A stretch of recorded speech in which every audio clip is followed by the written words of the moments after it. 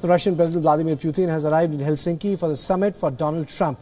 The meeting between the two presidents is set to begin in a few minutes from now. So these are the visuals of the Russian President Putin.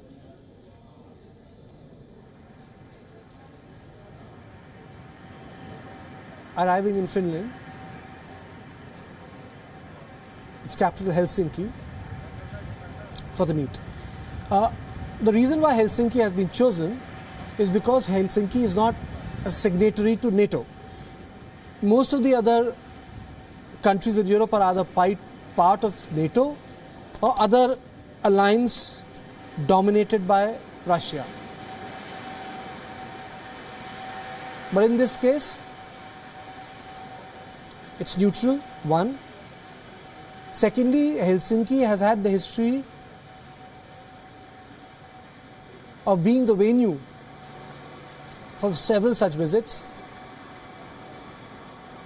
Brezhnev's meeting with his counterpart also took place in Helsinki in the 1960s.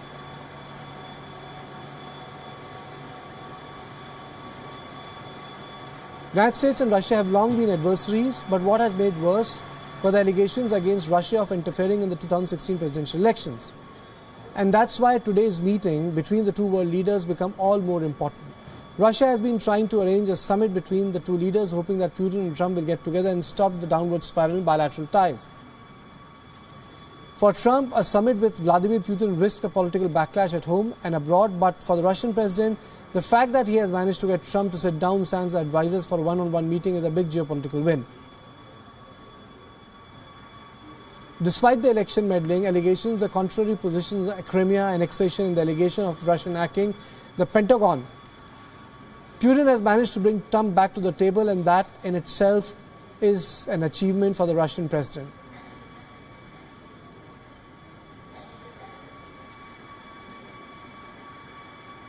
Experts see Trump's decision to grant Putin a summit as something that confers international legitimacy and status on former KGB spy. Look at these, this is the cavalcade of Vladimir Putin.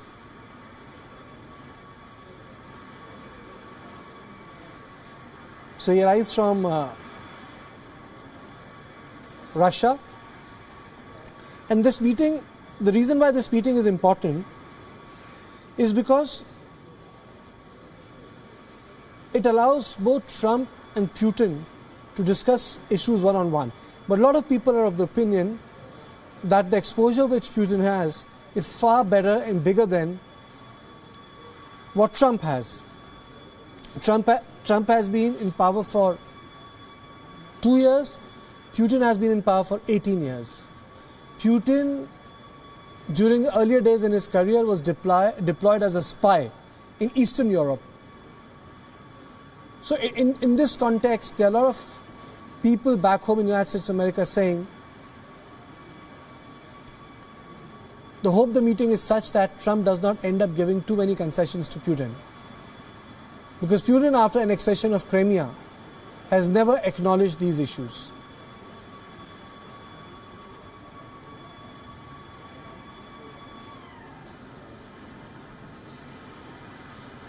So now Putin is, the front gate has opened.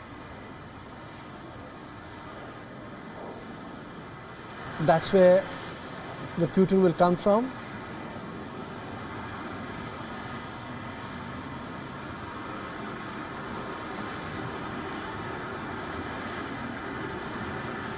The meeting will start in a short time from now. India time 7:30.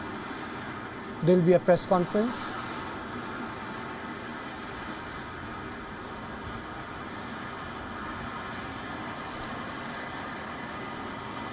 And the reason why Helsinki was chosen was because Helsinki is a neutral venue. And this neutral venue was okay for both Trump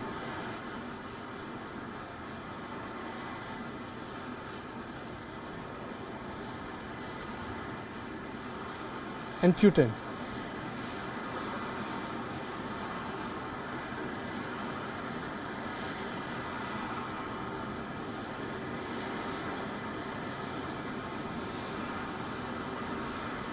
Expectations are high in Russia. Russian analysts believe that the Putin with more than 18 years of global experience will have on edge Trump, who has not held elected less than 2 years ago.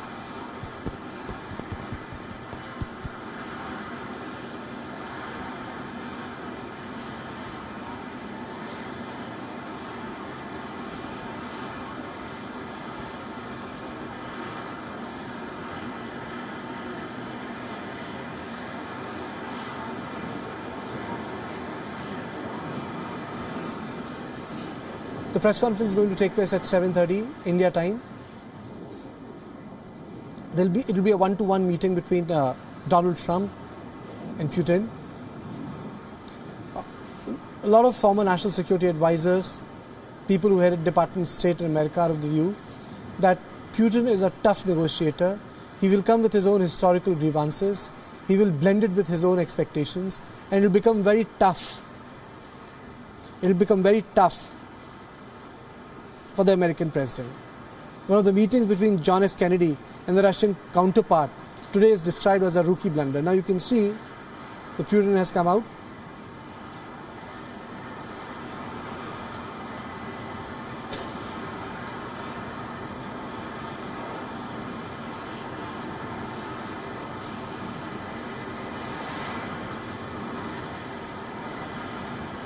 He's meeting officials there, greeting them.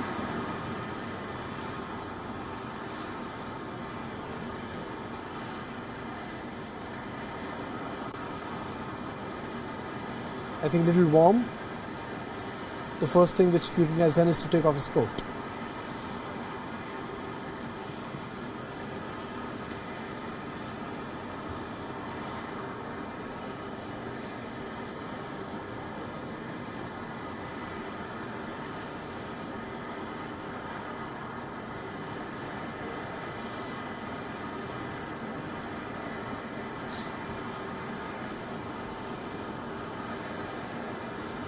So that's the delegation of Russian President Vladimir Putin.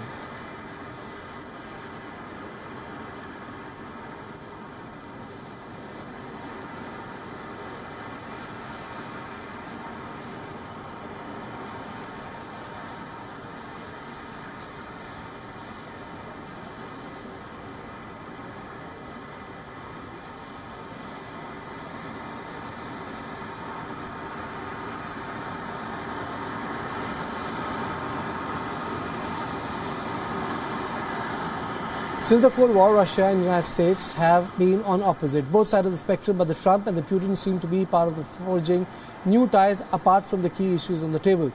The personal chemistry between the two will also be in focus in terms of temperament and the style. The two presidents couldn't be any more different. While Vladimir Putin is never caught off guard in public, Donald Trump is known to speak off the cuff. Putin is also social media. Trump is also social media savvy, but Putin is off social media, does not even own a smartphone. The Kremlin often relies on domestic media to spread the president's opinion. In contrast, Trump puts his opinion out on the social media, while the Russian presidents rarely show his displeasure in public. Maybe raise an eyebrow to express his emotion. His American counterpart is often caught angrily contradicting his own advisors in public. Another big difference between the two world leaders is that the Putin is up to date with intelligence agencies and reports and press summaries, but the Trump's advisors reportedly struggle to get him to read even the shortest of the briefings. But the difference will not keep them from bonding. Donald Trump and Vladimir Putin do share some similarities after all. The pair share authoritarian tendencies after his meeting with Kim Jong-un in June. The Trump claimed that he too would like his people to sit up in attention when he speaks. Much like Kim's people, both Putin and Trump prefer making surprise unilateral decisions to getting bogged down in the process.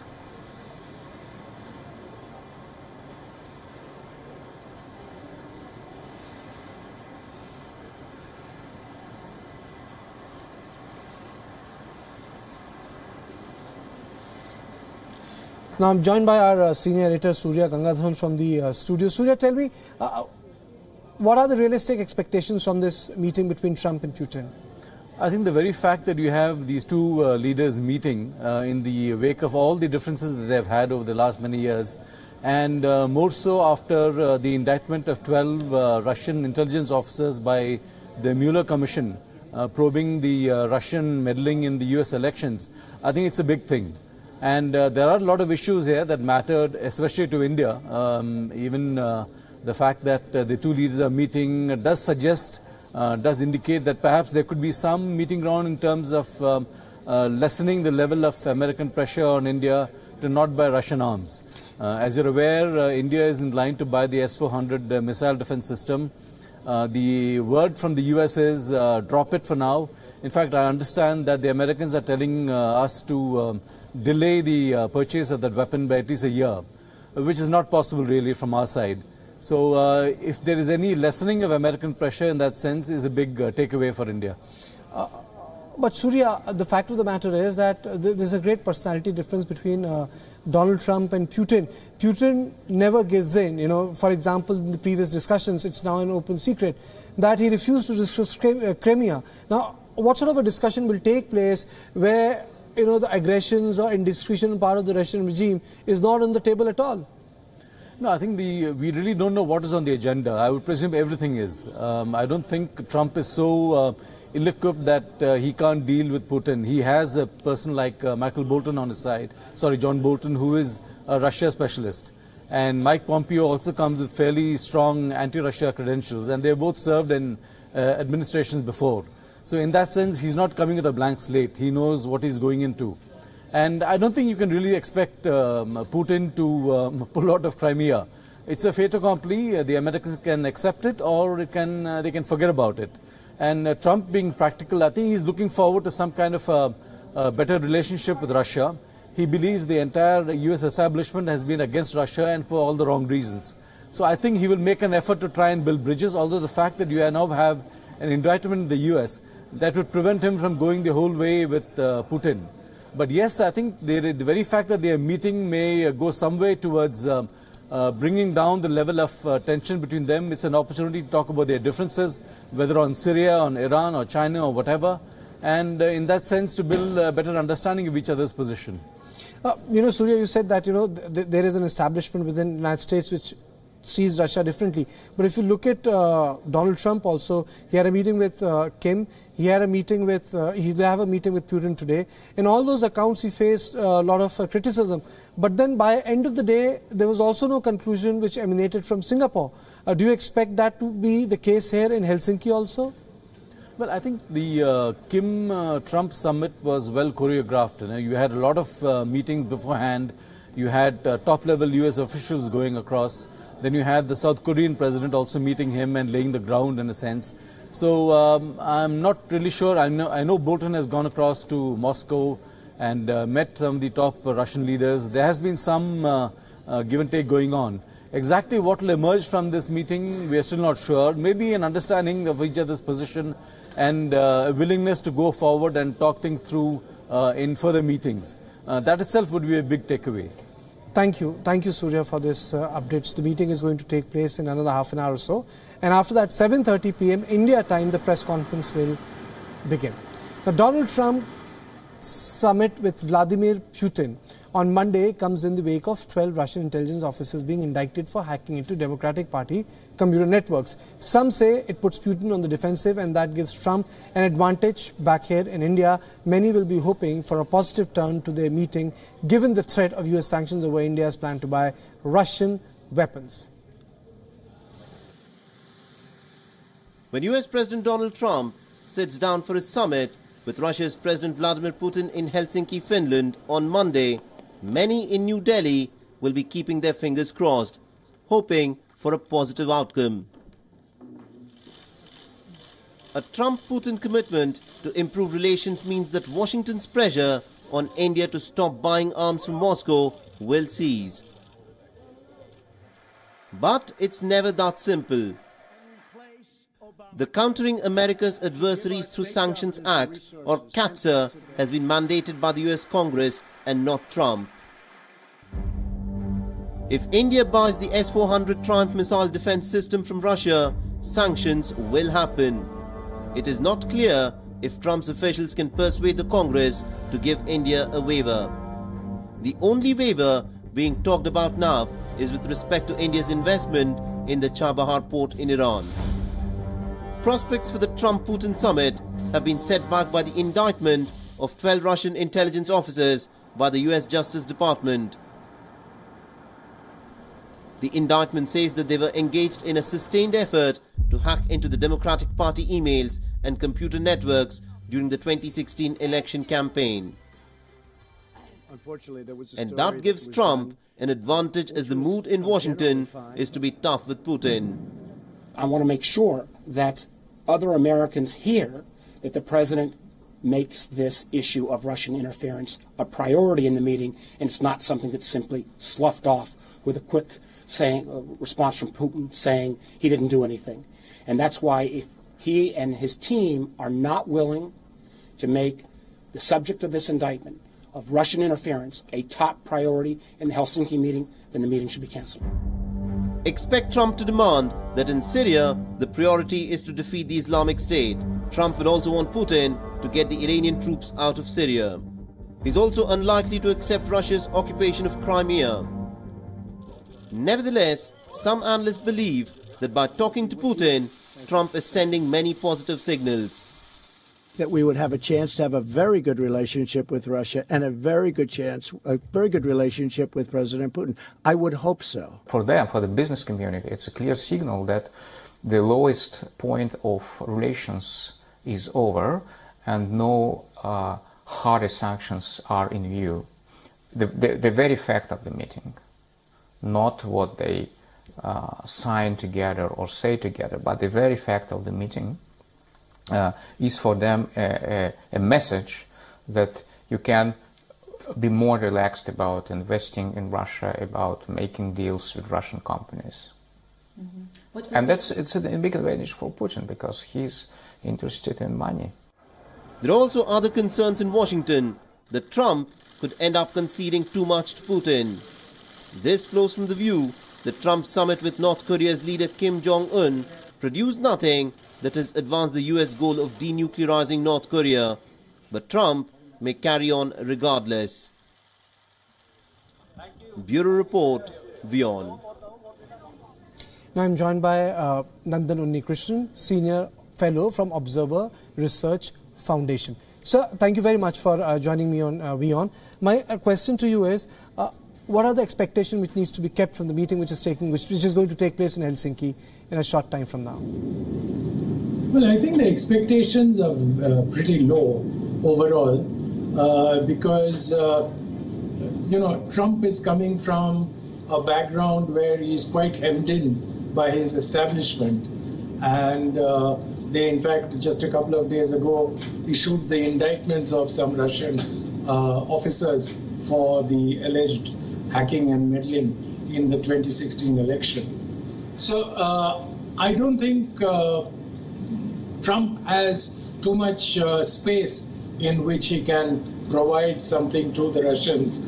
And on the other hand, the Russian expectation, while they would like to come out with some kind of deal, they also understand the situation that Trump is in, so therefore their expectation is low.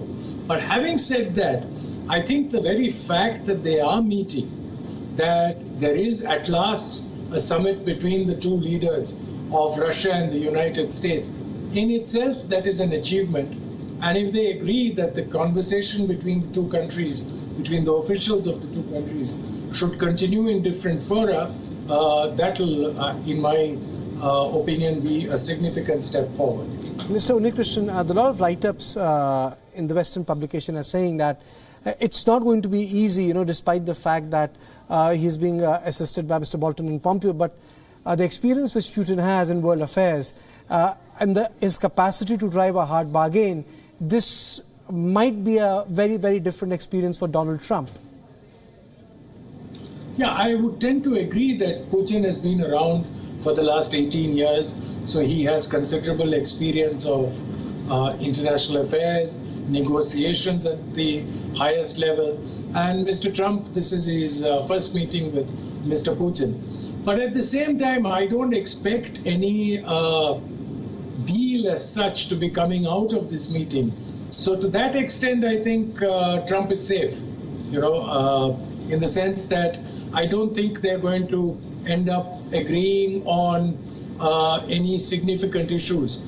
The only issues on which any kind of agreement may be possible, and in that case there is really not anything much that Putin will get out of Trump in a radical sense, but one would be Syria and the other would be on some arms control issues. But I do not expect that serious issues like Ukraine or NATO advancement Crimea towards Russian borders, that they will play a significant role. Mr. Krishnan, Crimea? Well, Crimea is part of Ukraine. So therefore, since I don't think there will be any movement on Ukraine, there obviously will be no movement on Crimea. So, Mr. Krishnan, what are the likely issues which you expect can be taken up for our viewers? That's what I said. I thought that my personal view is, I think there will be discussion. Firstly, I think they will discuss the international situation as a whole. I think the two leaders will take this opportunity to address to each other their vision of where the world is today and where they think the world is headed. That is point one. In more specific regional terms, if you're looking at international affairs, I think they will discuss Syria. I think they will discuss arms control issues. I think they will discuss cybersecurity. And Trump will definitely raise the issues of Russia's alleged meddling in the presidential election of 2016 in the United States. It'll be curious to see what Putin has to say to that. And I think they will definitely discuss issues relating to European security as well as issues relating to Ukraine. However, having said that, while these discussions will be across the board, I think agreement, if at all any, on tentative steps on how to proceed are possible probably only on arms control and on Syria. Thank you. Thank you, Mr. Krishnan, for joining us on this issue. And for our viewers, this is a story which we are going to follow through the day. The press conference will take place anytime after 7 p.m. The meeting will start from short time from now. These are the visuals which we beamed a couple of minutes back. Putin has already landed in Helsinki. Trump is being assisted by Michael Bolton, John Pompeo. Putin has also come with his advisors to Helsinki. And as Mr. Krishnan was saying, that there are issues which will be touched upon, but you cannot say that there will be movement on those issues. But definitely issues like Syria, definitely a broader discussion on international order, it will be all on plate.